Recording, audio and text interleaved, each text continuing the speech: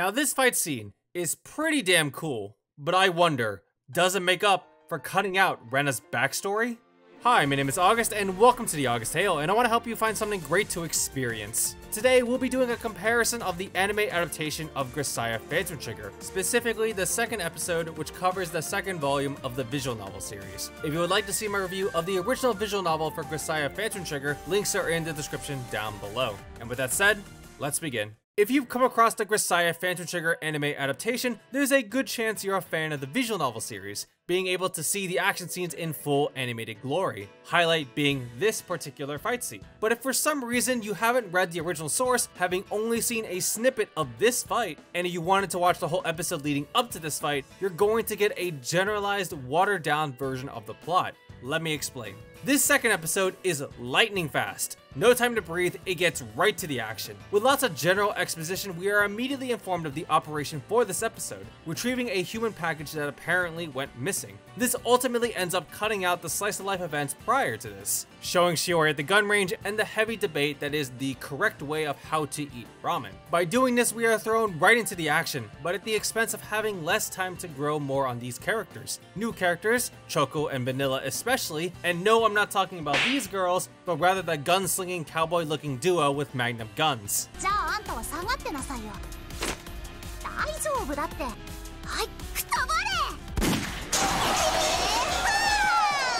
If there's one thing I can appreciate about anime adaptations of visual novels, it's very obviously the animation, especially if there's combat. While you can set up some hard-hitting sound effects and elaborate visual effects in visual novels, it's vastly different from seeing an animated brawl. It's a trade-off in how the scene is presented. In something close and personal like a fistfight, through a written format, the action has to be presented in a fast-paced manner. One example is writing quick, short sentences to reflect the instantaneous interaction between the parties.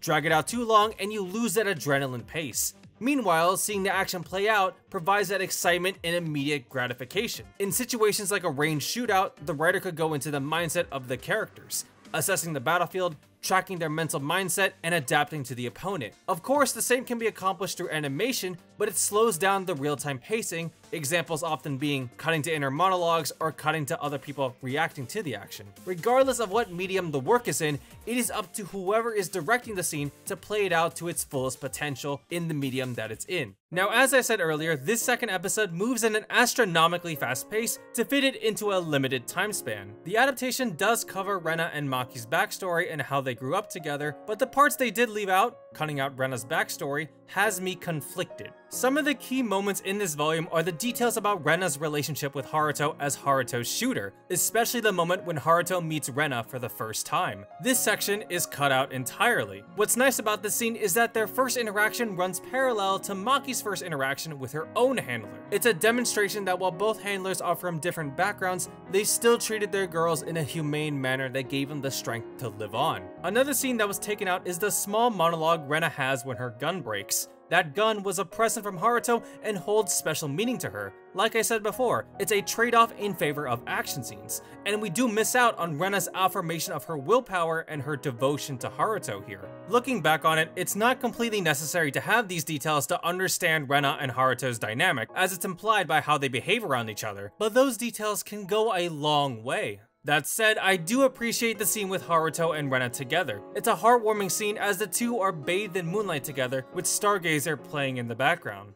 In conclusion, should you watch Grisaia Phantom Trigger the animation? Feel free to, but it's not necessary. There's a great fight scene in this volume which is exciting, but at the same time there's also that buildup of emotional connection and character intimacy that the adaptation misses out on, which can be equally as fulfilling or even more so than the action scenes. I would still highly recommend reading the original visual novel. They aren't that long to begin with, as they're on the shorter end of the visual novel length, estimating at around 10 hours.